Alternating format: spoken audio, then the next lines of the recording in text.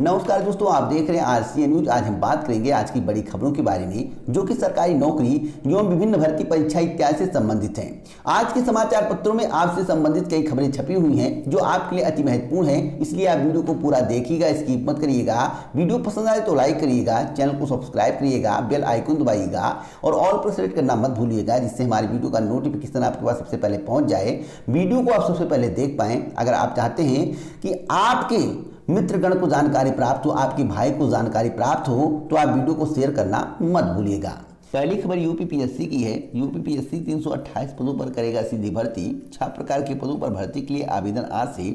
आवेदन जमा करने की अंतिम तिथि 24 दिसंबर 2020 निर्धारित की गई है। आपको बता दें, इसमें जो 6 प्रकार के पद हैं उसमें उत्तर प्रदेश गृह विभाग, उत्तर प्रदेश रेडियो सेवा के तहत सहायक रेडियो अधिकारी, उच्च शिक्षा विभाग के तहत असिस्टेंट प्रोफेसर, लोक निर्माण विभाग के तहत सहायक वस्तु विद, चिकित्सा शिक्षा विभाग के तहत असिस्टेंट प्रोफेसर इत्यादि प्रकार के पद शामिल हैं। इसके संबंध में आज विस्तृत विज्ञापन जारी किया जाएगा, तो आप लोग विज्ञापन का अध्ययन करने के बाद ही आवेदन करें। अगली खबर है कि कंप्यूटर सहायक चयनितों का अभिलेख सत्यापन 27 नवंबर 2020 को। अगली खबर एसएससी की है।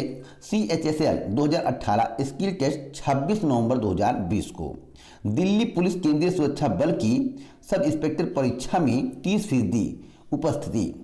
अगली खबर है कि इलाहाबाद विश्वविद्यालय की बीए में टॉप 10 कॉम्बिनेशन की सीटें फुल। आपको बता दें कि इलाहाबाद विश्वविद्यालय में सोमवार को बीए, बीएससी बायो एवं बीएससी गणित में ऑनलाइन प्रवेश की प्रक्रिया जारी है। बीए में 232 अन्य अभ्यर्थियों ने भी ऑनलाइन फीस जमा करते हुए अंतिम रूप से दाखिला लिया है। इसके साथ ही बीए में विभिन्न विषयों के टॉप 10 कॉम्बिनेशन की सभी सीटें फुल हो गई हैं।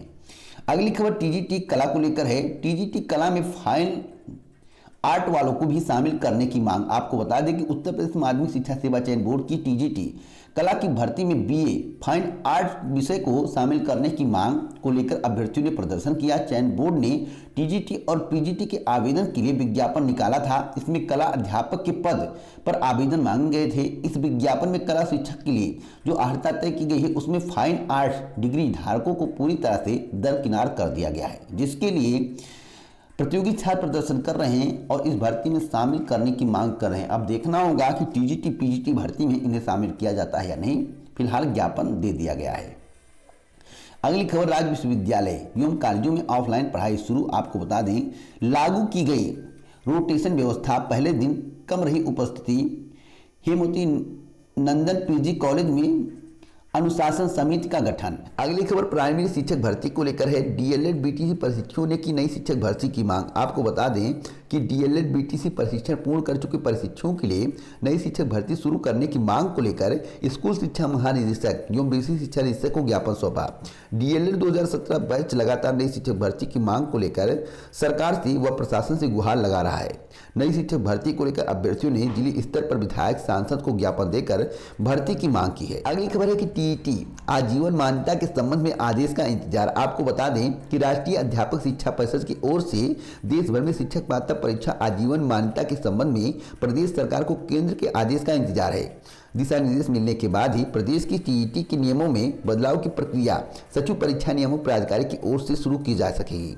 इससे पहले आप लोगों को इंतजार करना होगा। जब तक केंद्र का निर्देश नहीं आता है तब तक इसके संबंध में अभी कुछ भी नहीं किया जाएगा।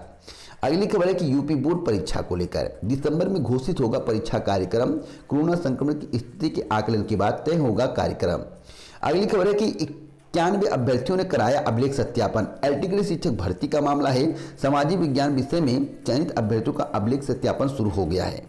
अगली खबर 69,000 शिक्षक भर्ती को लेकर है। विद्यालय में आवंटन में अनियमितता का बड़ा आरोप। आपको बता दें कि परिषदीय विद्यालयों में हाल ही में नियुक्त 31,277 सहायक अध्यापक भर्ती में विद्यालय आवंटन में अनियमितता का आरोप लगा है। पारदर्शिता के नाम पर ऑनलाइन विद्यालय आवंटन के सरकार के फार्मूले को नकार कर पक्षपात पूर्ण तरीके से विद्यालय आवंटन का आरोप शिक्षकों ने लगाया है। जिले के कौड़ीहार 2 के प्राथमिक विद्यालय जलालपुर घोसी का है। यहाँ पद रिक्त नहीं होने के बाद भी एक शिक्षिका का पद स्थापन कर दिया गया है। आरोप लगा है कि इस विद्यालय में 2018 से 2019 में 102 छात्र नामांकित थे, जहां एक प्रधानाध्यापक और 4 शिक्षिकाएं नियुक्त थे। इस दौरान स्थानीय स्तर पर समायोजन के समय छात्र शिक्षक अनुपात ज़्यादा बताकर वहां से एक शिक्षिका का समायोजन दूसरे विद्यालय में कर दिया गया। इस समय जब मात्र 92 बच्चे ही नामांकित थे, उसी विद्यालय में एक नई शिक्षिका नियुक्त कर दी गई है।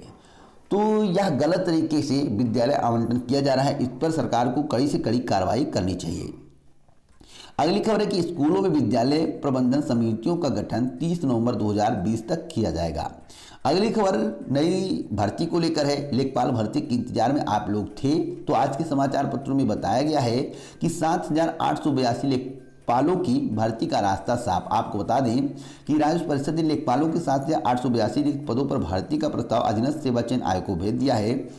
इससे इन रिक्त पदों पर भर्ती की कार्रवाई का रास्ता साफ हो गया है। पूर्व में परिषद द्वारा भेजे गए प्रस्तावों को आयोग ने वापस कर दिया था। आयोग ने चयन वर्ष 2017 से 18, 2018 से 19 व 2019 से 20 में रिक्त पदों का प्रस्ताव आरक्षण प्रावधानों का पालन करते हुए एक साथ उपलब्ध कराने के लिए भेजा था। तो भर्ती अभी नहीं आएगी अगर पेट लागू होता है, जैसा कि मेरे द्वारा आपको बताया गया है। अगर पेट लागू हो जाता है तो भर्ती पूरी भी नहीं होगी, यह मेरी गारंटी है, क्योंकि 6 माह का वक्त लगेगा पेट आयोजन में। तो आप सोच लीजिए कि भर्ती कब आएगी और परीक्षा कब होगी और डीबी कब होगी और ज्वाइनिंग कब होगी। तो आप लोग अनुमान लगा सकते हैं, मुझे बताने की आवश्यकता नहीं है। इसलिए मैं कहता हूं कि पेट अभी लागू नहीं होना चाहिए। अगली खबर है कि विभाग त्रुटि रहित प्रस्ताव भेजे तो 40,000 पदों पर शुरू होगी भर्ती। अभी इसके संबंध में पूरी विस्तृत बातें इसमें नहीं बताई गई हैं। इसमें बताया गया कि आयोग के चेयरमैन प्रवीण कुमार ने मुख्य सचिव राजेंद्र कुमार तिवारी को इस संबंध में पत्र लिखा है। उन्होंने भर्ती प्रस्तावों की विसंगतियों का उल्लेख करते हुए दूर करने के लिए अपने स्तर से विभागों को निर्देश करने का आग्रह किया है। इसमें एक बात लिखी हुई है कि यहाँ रिक्त हैं 1,000 से अधिक पद। आपको बता दें विभाग का नाम दिया गया है, पद की संख्या दी गई है। परिवार कल्याण विभाग में 9,222 पद, राजस्व परिषद में 6,028 पद, बाल विकास में पुष्टाहार में 3,449 पद, प्रशिक्षण एवं सेवा योजन में 2,268 पद, ग्राम विकास विभाग में 1,658 पद। जो 1,658 पद है इसमें ग्राम विकास अधिकारी का है, लेकिन ग्राम विकास अधिकारी कि भर्ती का विज्ञापन इसलिए नहीं आएगा क्योंकि इसका मामला कोर्ट में विचाराधीन है। जब कोई भर्ती कोर्ट में विचाराधीन होती है पदों की संख्या को लेकर या किसी मामले में, तो उसका विज्ञापन जारी नहीं हो सकता है। तो इसका विज्ञापन आप छोड़ दीजिए। हाँ, जो कलर के पद होंगे उसका विज्ञापन जारी किया जाएगा। आंतरिक लेखा एवं लेखा परीक्षक के 1,303 पद, गन्ना एवं चीनी विभाग में 1,066 पद और शिक्षा निरीक्षक बेसिक में 1,055 पद रिक्त हैं। तो सभी का ब्यौरा मांगा गया है। जैसे ब्यौरा प्राप्त होगा तैसे ही भर्ती का विज्ञापन जारी होगा। लेकिन एक ही सवाल मैं बार बार आप लोगों से पूछ रहा हूँ, क्या पेट का आयोजन होना चाहिए? और मेरी जहाँ तक राय है कि पेट के आयोजन से कोई भर्ती पूरी नहीं होगी।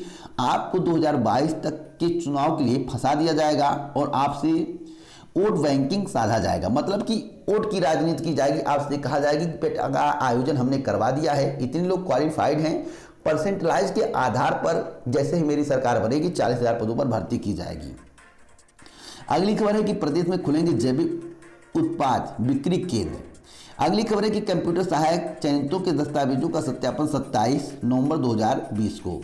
अगली खबर है कि गलत अंकन करने वाले शिक्षा मित्रों के चयन पर असमंजस बरकरार। आपको बता दें कि प्रसिद्ध स्कूलों की 69,000 शिक्षक भर्ती में बड़ी संख्या में उन शिक्षा मित्रों के शिक्षक बनने पर असमंजस है जिन्होंने लिखित परीक्षा उत्तीर्ण की है, लेकिन कॉलम में शिक्षा मित्र का उल्लेख न होने से चयन से बाहर हो गए थे। बेसिक शिक्षा मंत्री की पहल पर उनके रिकॉर्ड में बदलाव करने का आदेश भी हुआ था, लेकिन अब तक उसका अनुपालन नहीं हो सका है।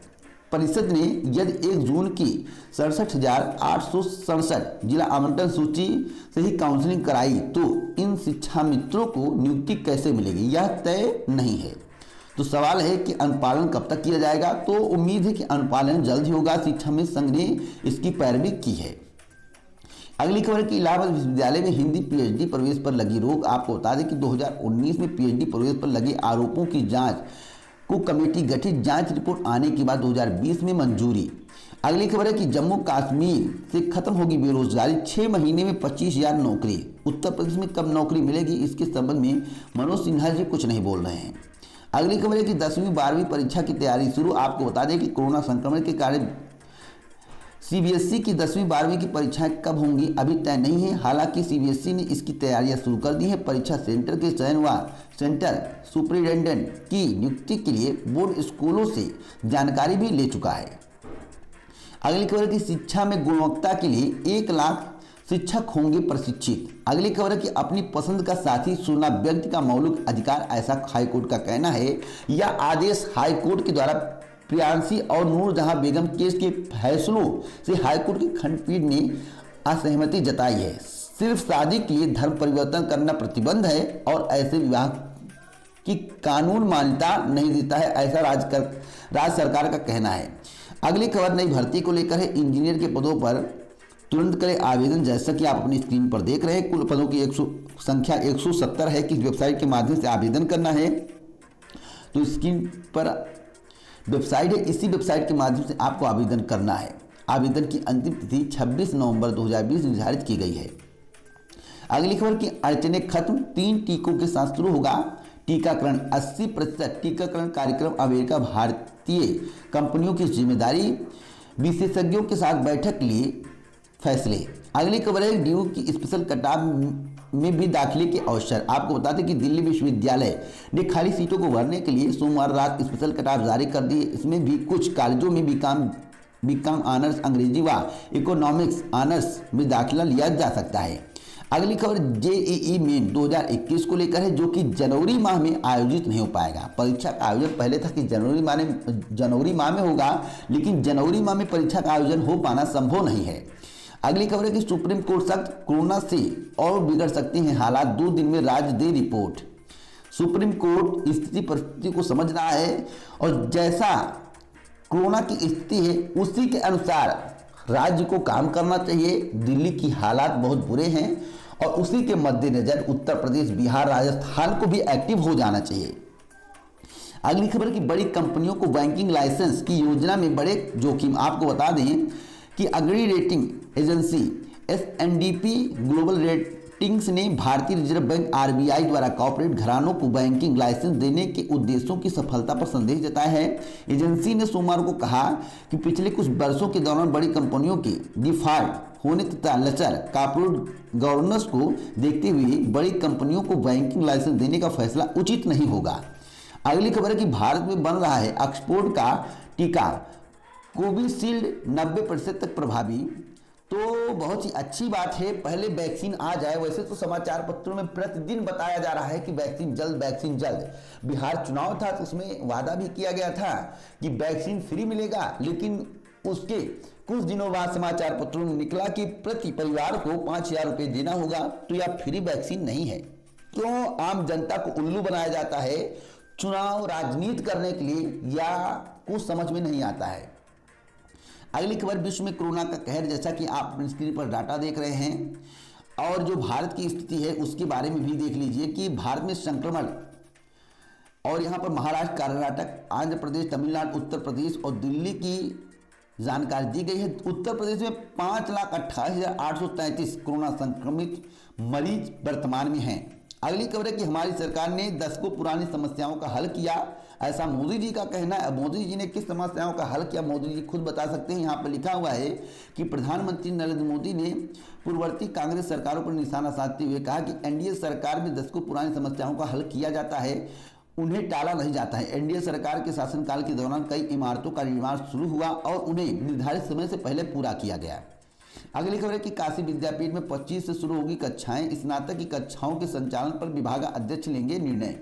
अगली खबर है कि शादी में मेहमानों पर बढ़ी पाबंदियां, कि मैरिज हॉल की जो क्षमता बताई गई, क्षमता के 50% एक समय में अधिकतम 100 को अनुमति।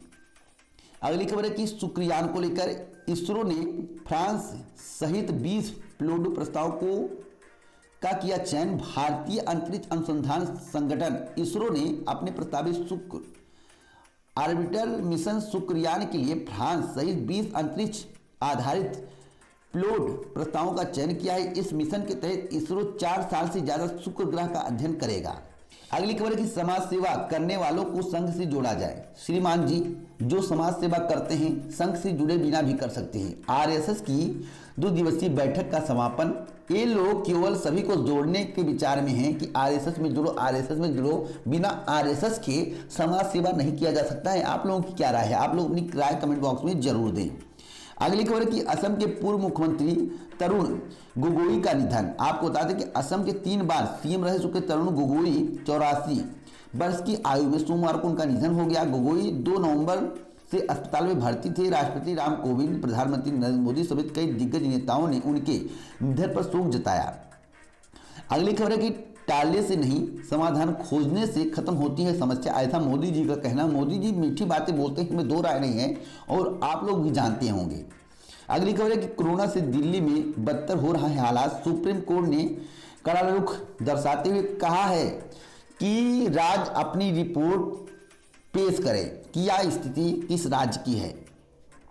अगली खबर है कि मॉडल पेपर जारी, समय पर परीक्षाएं। आपको बता दें कि सीबीएसई ने मॉडल पेपर जारी कर दिया है। इससे यह संकेत मिल रहे हैं कि परीक्षाएं इस बार समय पर ही होंगी। कोरोना संक्रमण के कारण ग्रामीण अंचलों में बच्चों को तमाम दिक्कतें आ रही हैं। एंड्रॉयड फोन न होने, नेटवर्क खराब रहने से उनकी पढ़ाई ठीक से नहीं हो पा रही है। अभी वह मानसिक रूप से तैयार भी नहीं हुए हैं। कोर्स भी अधूरा है। इसे लेकर बच्चे अभिभावकों से परीक्षा को लेकर चिंताएं बढ़ने लगी हैं। तो आखिरकार क्या परीक्षा का आयोजन कराना सही है? आप लोग अपनी राय जरूर दीजिएगा।